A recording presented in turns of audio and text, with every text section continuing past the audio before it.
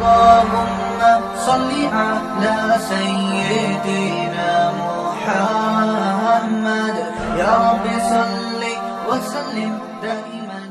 الحمد لله رب العالمين والصلاة والسلام على خاتم النبيين وعلى آله وصحبه أجمعين وبعد. أعوذ بالله من الشيطان الرجيم. بسم الله الرحمن الرحيم.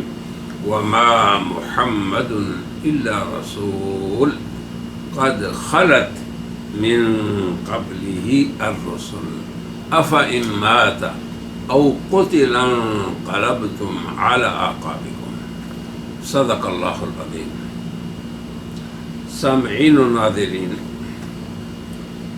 وہ قرآن حکیم کی 30 آیات جن سے مرزا قادیانی نے الحاد کے ذریعے عیسیٰ علیہ السلام کو فوت شدہ نبی قرار دیا، ان میں سے یہ 8ویں آیت ہے، اور اس 8ویں آیت کے بارے میں یہ ہمارا تیسرا آج لیکچر ہے۔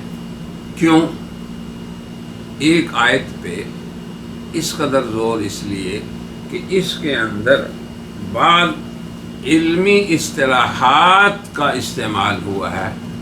پہلی 2 مجلسوں میں میں نے اس طرف اشارہ کر دیا، مگر آج کی مجلس اگر میں یہ کہوں کہ یہ ہمارے طلباء علوم شرعیہ کے لیے ہے یا ہمارے داعی حضرات کے لیے ہے جو اس فیلڈ میں کام کر رہے ہیں، یا قادیانی مربیان کے لیے ہے کہ وہ آج کی اس مجلس میں غور کریں، شاید اللہ انہیں سبیل ہدا ان پہ کھول دے۔ تو یہ اصل غرض ہے اس مجلس کو ہم نے جو آج منعقد کیا۔ اب اس میں سب سے پہلی بات یہ وَمَا مُحَمَّدٌ إِلَّا رَسُولٌ، یہ ایک کلام ہے ربانی، یہ ایک نص ہے قرآنی، اور ہر کلام اپنے معنی پہ دلالت کرتی ہے 4 طریقے سے، اور پہلا طریقہ ہے عبارت النص، یہ سب سے قوت والا طریقہ ہے۔ اور وہ عبارت النص کیا ہوتی ہے اور یہ آیت کس مفہوم میں عبارت النص ہے، تو اب دیکھیں یہ ایک علمی بات ہے۔ اس لیے میں نے آپ سے گزارش کی کہ آج کی مجلس اہل علم کے لیے یا داعی حضرات کے لیے ہے۔ تو سب سے پہلے آپ عبارت النص کی تعریف سمجھیں کہ عبارت النص یہ ہے کہ وہ مقصود یا وہ معنی یا وہ حکم جو متکلم کا مقصود ہو، بالذات یا بالطبع، یعنی متکلم نے یہ کلام کس لیے کیا، اسے کہتے ہیں عبارت النص۔ اور اس کی تعریف یہ ہے دلالت الکلام علی المعنى المقصود منہ اما اصالۃ او طبعا، یہ اس کی تعریف ہے عربی میں۔ اس کا اردو ترجمہ یہ ہے کہ کلام کا اپنے مقصود معنی پہ دلالت کرنا، چاہے وہ اصالتاً ہو یا طبعاً ہو۔ تو اب یہ دیکھیں کہ ارشاد باری تعالی وما محمد الا رسول قد خلت من قبلہ الرسل، یہ کلام اس کا مدلول عبارت النص سے کیا ہے؟ اب یہ ایک علمی بحث ہے، تو یہ سنیں کہ اس سے مقصود یہ ہے کہ اللہ تبارک و تعالی بتانا چاہتے ہیں ان لوگوں کو اس آیت میں جو یہ سمجھتے تھے کہ نبوت اور موت دونوں منافی چیزیں ہیں، جو نبی ہوگا وہ مر نہیں سکتا، اور جو مرنے والا ہے وہ نبی نہیں ہو سکتا۔ یہ اصل میں زعم بعض لوگوں کو ہوا غزوہ احد میں، جب حضور کی شہادت کی خبر پھیل گئی تو بعض لوگوں نے سمجھا کہ اگر یہ نبی ہوتے تو شہید نہ ہوتے، تو تو اس زعم باطل کے رد کے لیے یہ آیت نازل ہوئی. اور یہ مقصود اس کا کیا ہے اور کس معنی میں اور کس حکم میں یہ آیت عبارت النص ہے، وہ یہ ہے کہ تمہارا یہ زعم کہ نبی نہیں مرتا، نبوت اور موت یہ دونوں آپس میں ان میں منافات ہے، اس زعم کے رد کے لیے یہ آیت نازل ہوئی. اس کا مقصود اس زعم کا رد ہے. اور اگر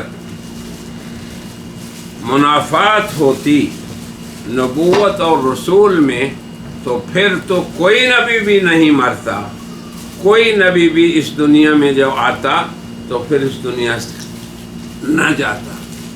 اللہ فرمایا قد خلت من قبلہ الرسل کہ حضرت محمد سے پہلے کئی رسول تشریف لے گئے. تو بعض کا تشریف لے جانا موت کی وجہ سے تھا اور کسی کا تشریف لے جانا رفع سماوی کے اعتبار سے تھا.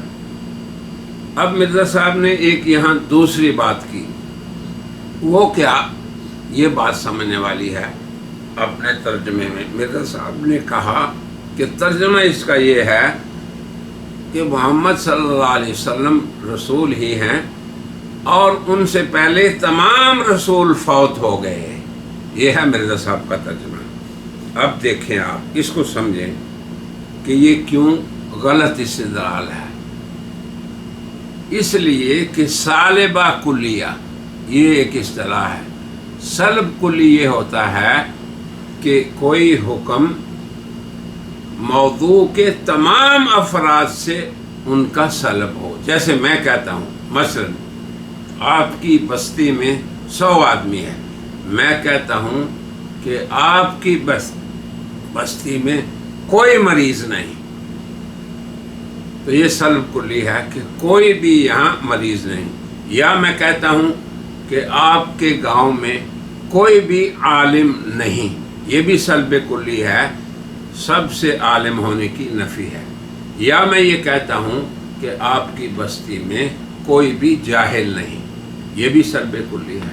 یا میں کہتا ہوں کہ اصحاب الجنتی کہ جنتی لوگ سب کے سب فائزین ہیں، یہ ایجاب کلی ہے.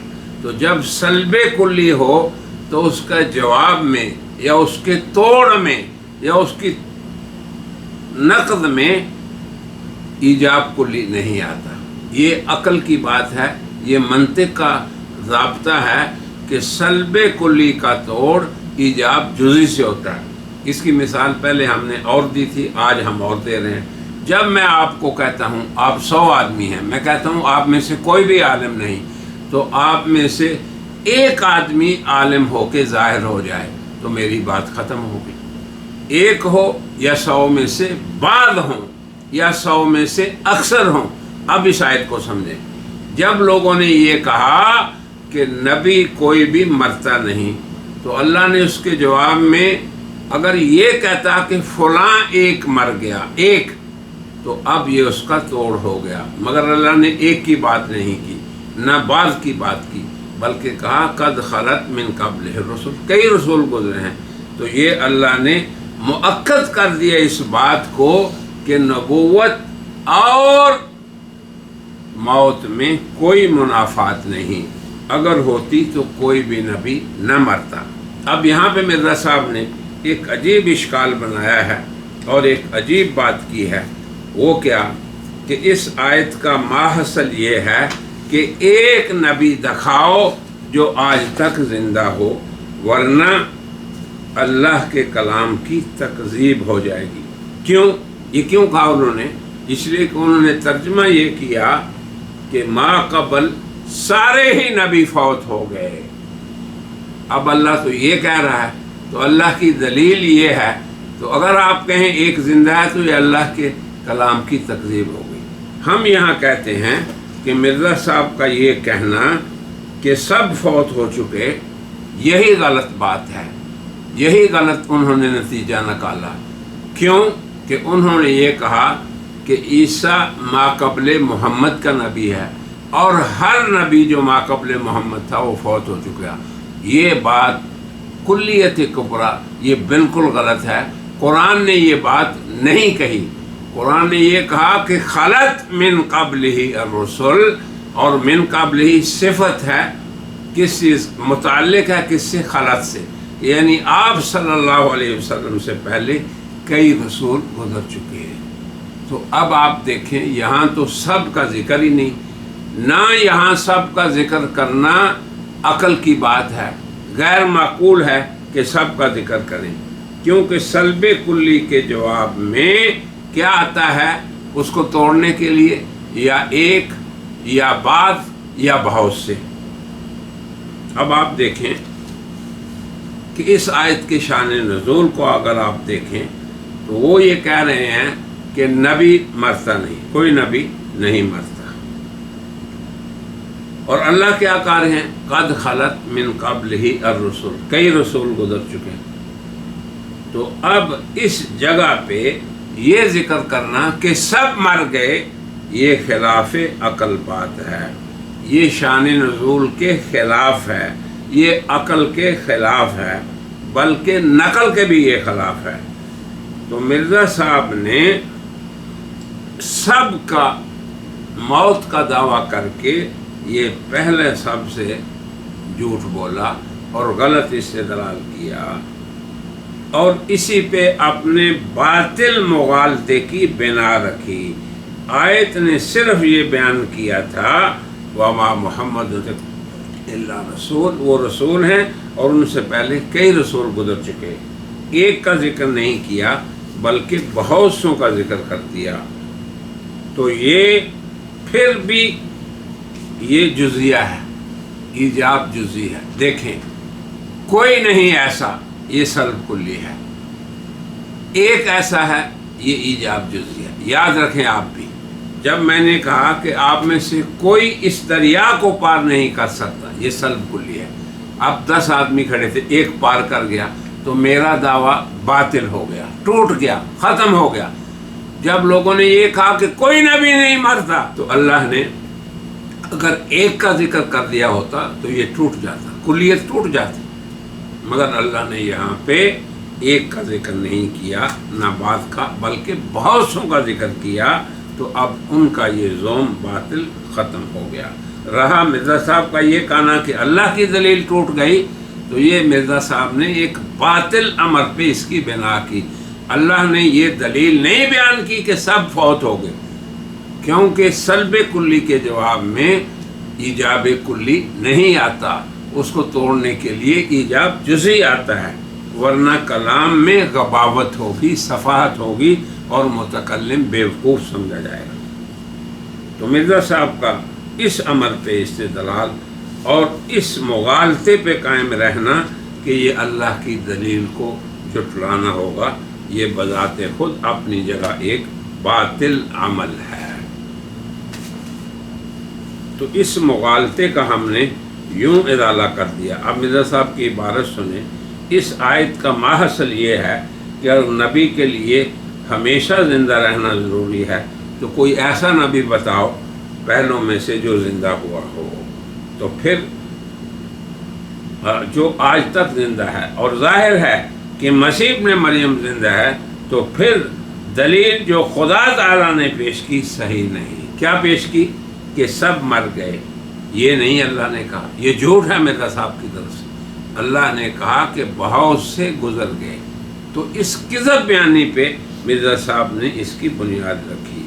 تو ہم یہ کہتے ہیں کہ قادیانیت کا یہ قول کہ مسیح ابن مریم اگر زندہ ہو تو پھر اللہ کی دلیل جھوٹی ہے، لہذا اسے فوت شدہ مانو، یہ بذات خود ایک غلط مفروضہ ہے.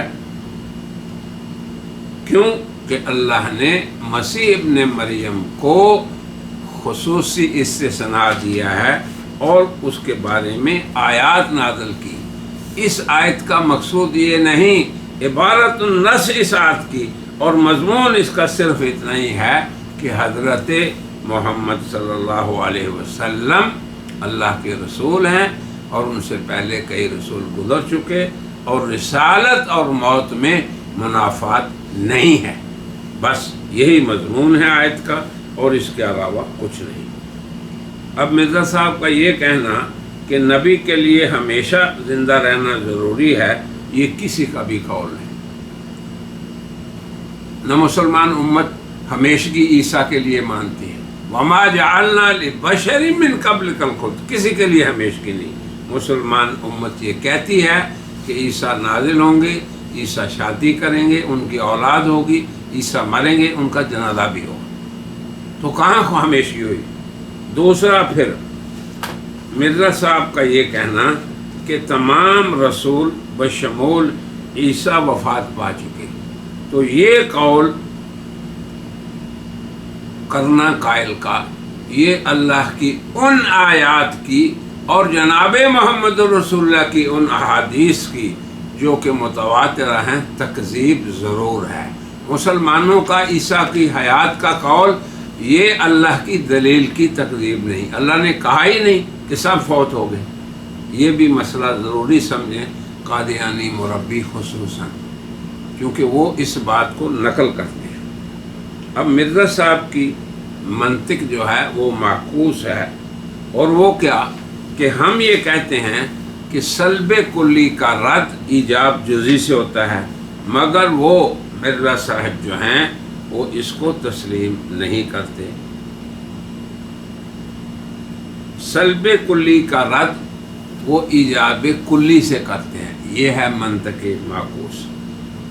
اور قادیانیت کا غیر منطقی قیاس، اسے بھی میں آج سمجھانا چاہتا ہوں۔ قیاس میں دو مقدمے ہوتے ہیں، ایک صغرا اور ایک کبرا، اور پھر آگے نتیجہ۔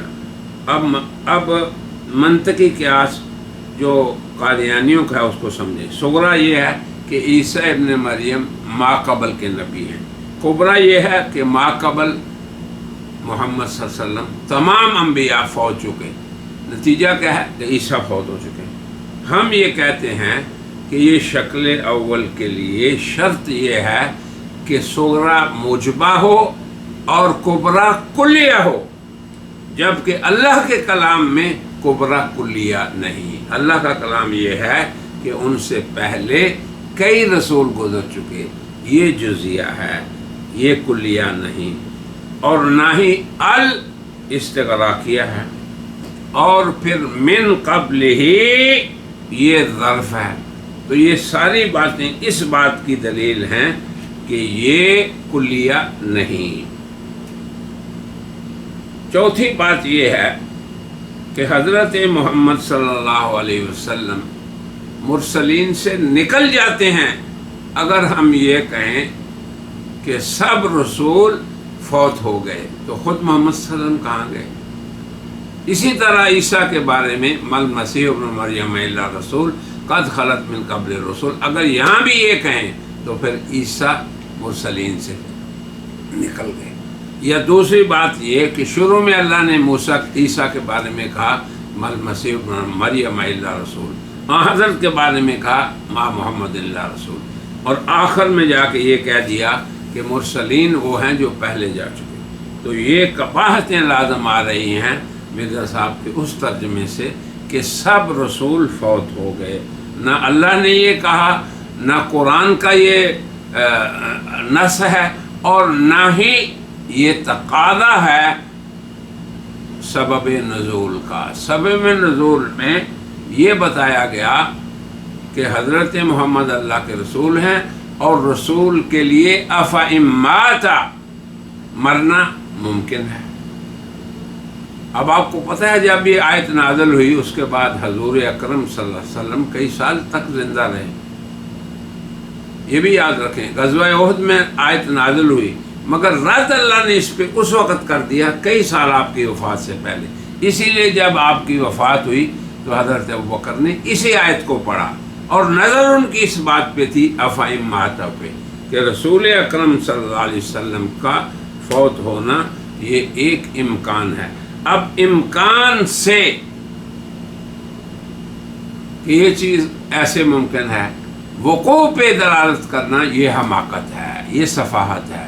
اب جب اللہ اس آیت میں بتا یہ رہے ہیں کہ رسول اللہ صلی اللہ علیہ وسلم کی وفات ممکن ہے، یا عیسیٰ علیہ السلام کی وفات ممکن ہے؟